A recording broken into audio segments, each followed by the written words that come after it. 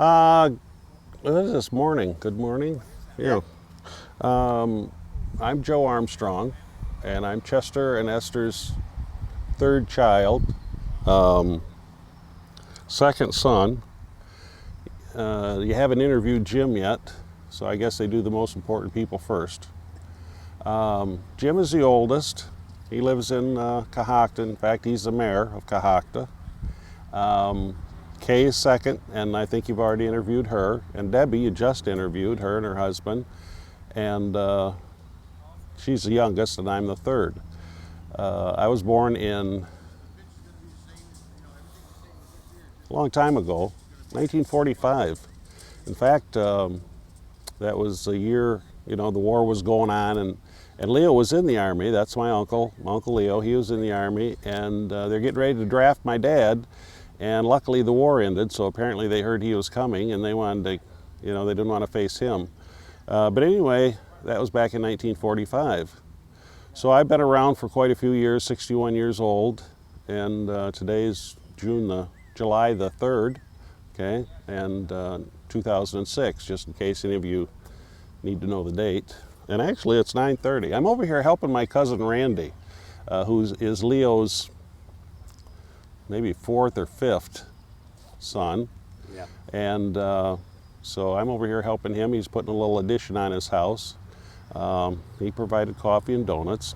But I think that our family is the closest. I don't know if you're familiar with the whole history of the family, but my dad and Leo are the only ones that came to Michigan. Now, I do have several other uncles. In other words, my dad had 5 brothers and 1 sister. The sister died. You probably have been already through this, No, haven't you? this is good stuff. Oh, is that right? Okay. The Yeah. sister died, I think she was about 17 or 18. And my dad's father, my grandfather, died when he was quite young of appendicitis. And he would have probably lived today if, with what, the information they have today and the medical advances. And then my Uncle Harry died. And so all 3 of those died within about a 2-year period. So when my dad was fairly young, probably about 19 or 18 or 19, he lost 3 of his father, a brother, and a sister in a short period of time there. Now my other 2 uncles, I'm not sure. I've seen them, but I think one lives in Oregon. I don't even know if they're alive yet. So it's hard to tell on that side of the family. But this side of the family live in Michigan, and Leo came to live with my dad because he was looking for work. And so he actually lived with my dad for a while. And then he was up here in Michigan. Then he went back and married Hazel, and then they moved to Michigan. So that's what brings us all together. So this side of the family is fairly close. And this probably isn't too interesting for you people that are looking on there watching this. But anyway, that's a little history, so at least we got it down pat.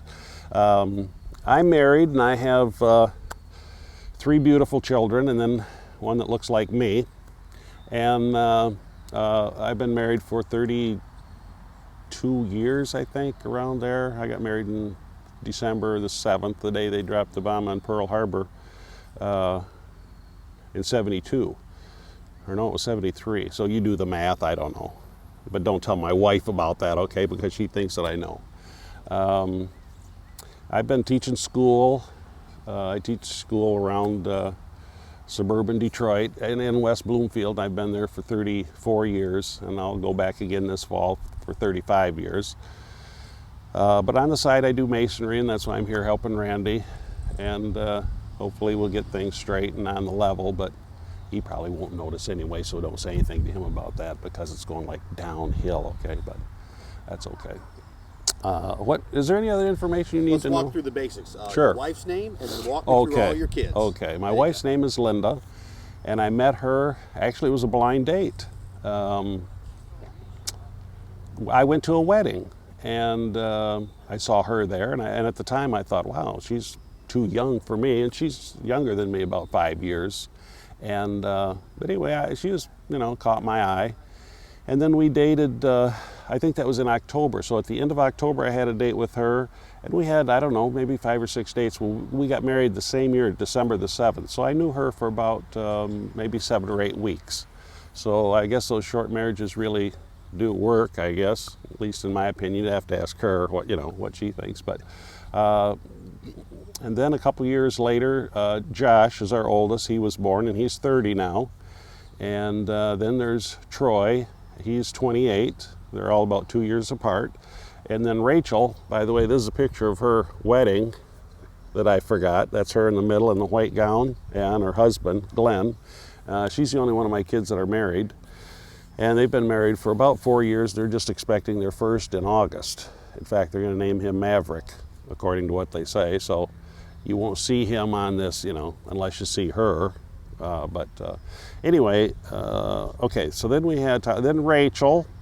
So it's Josh, Troy, and then Rachel. She's the only one that's married. And then Tyler came along quite a few years later, and he's a senior in high school now. So kind of separates those. And I think there's like 12 years difference, I think, between the oldest and the youngest. So we had 3 there, 2 years apart. And then I don't know what happened there. We had that one at the end, but we're glad we did. He's a good kid.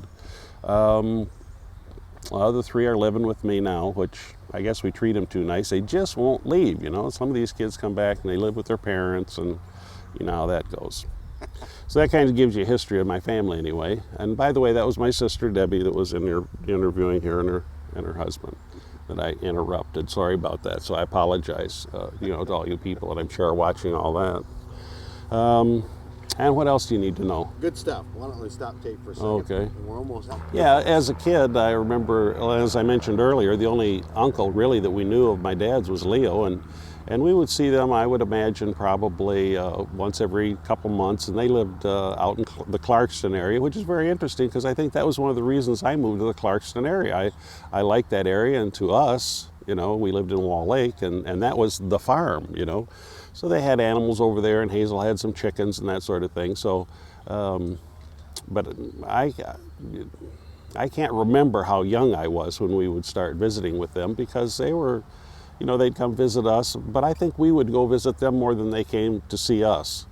And it's very interesting because their kids were about the same age as us. In other words, Ron was the oldest, then my brother was born.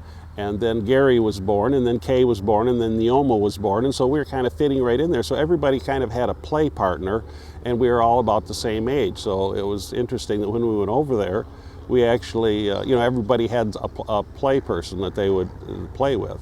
And so it worked out quite well. There was a story I was going to tell, and then I forgot what I was going to say. But anyway, the other thing I was going to say is that if you'll notice, some of the kids kind of look alike. In other words, Kay and Neoma look a little bit alike, and my sister Debbie and Diane look a little bit alike. I don't know if you've ever noticed that, but there's kind of so I don't know. I don't know if Randy and I look alike, but I don't know. But anyways, there's quite a resemblance between the families.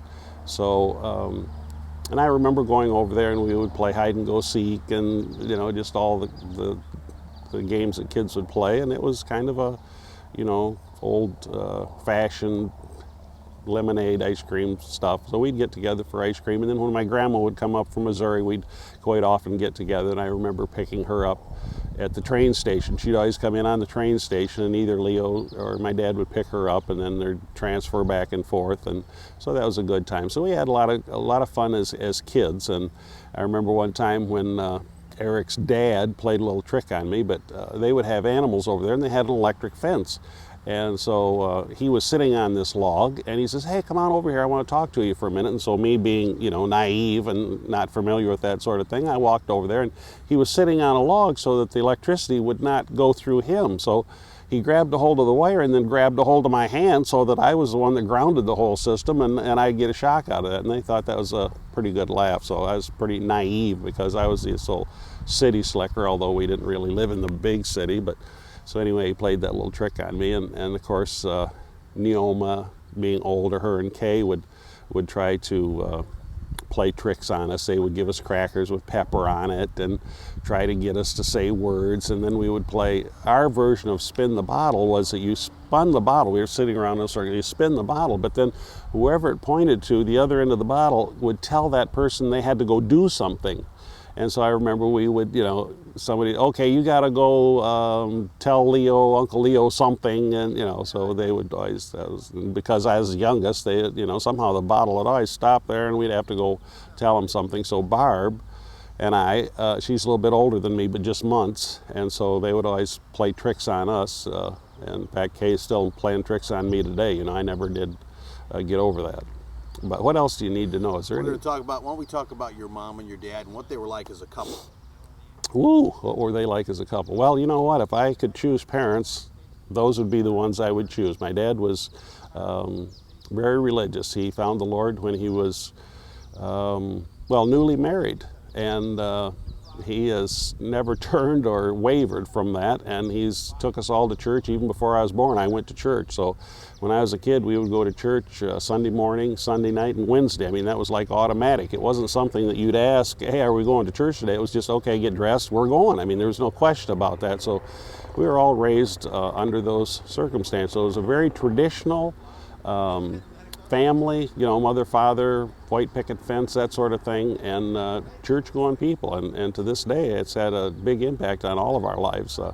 I attend, in fact, I teach a Sunday school at the Free Methodist Church over here, because we live now in Clarkson, where Leo used to live. We built a home. In fact, it wasn't that far from where he lived. He lived on Allen Road, and then a mile down was Reese, and I lived between Reese and Ellis, right off of Radley Lake Road. So he lived on Allen, which was probably about 2 miles around the corner. So it's kind of ironic that we'd come all the way out there to Clarkston to visit them, which I thought was like going way up north. And then I wound up living just a short distance from where they lived. Although he had sold the place and moved over to Dixie Highway at that time. But it's ironic that I did live right around the corner. And since that time, I've moved from there, but I'm still in the Clarkston area. So I don't know if that explains pretty much about my mom and dad. They're just great examples for me, and I would be happy if I could provide the same kind of heritage for my kids that my mom and dad provided for me. Sure. Yeah. What do you remember about, actually, last thing is family food. What was your favorite kinds of foods? I know that there is plenty of it. Food has always been a big thing, and we just had a picnic here. This is in fact, it was Saturday, we had a picnic, and there was plenty of food there. And in fact, I think if you'll watch this video, you're going to see a lot of that food that Eric shot close up, I might add. And man, I tell you, it was great. We all walked away from there. Nobody was hungry, I can guarantee you that. But as a kid, I remember some of the more memorable moments is on Sunday. And just being a kid, it seems like you're just starving almost to death. You just, you can't. And my mom would fix pork chops. And I tell you, to this day, pork chops are still my favorite. And in fact, if you ask anybody in my family what my favorite meal is, they're going to tell you that, number one, it's pork chops. And then for dessert, it's raspberries and ice cream and angel food cake. And I make that fairly well known. So you can ask, if you would have asked Debbie or any of them, and they can all explain to you that's what my favorite food is. So food is, as you can see, food has always been one of my favorite pastimes, and I do it at least 5 or 6 times a day. In fact, Randy got some donuts. We're over here, and I've helped myself to those donuts. And in fact, if I'm not careful, somebody's going to get the other half of my donut up there. So food has been important, and if you look at any of the Armstrongs, you'll find that none of them are undernourished. Joe Armstrong. I'm ready when you are. Something good that happened? Sure. Oh, I became a grandfather for the first time. Maverick Tyler Farrell, a new grandson. And I'm going to go for 2 in about a year. So they're really, doing their job. But I got other 3 kids that aren't married, so we need to do something about that. Anybody out there know any good-looking girls around the age of 25? We need to, start calling.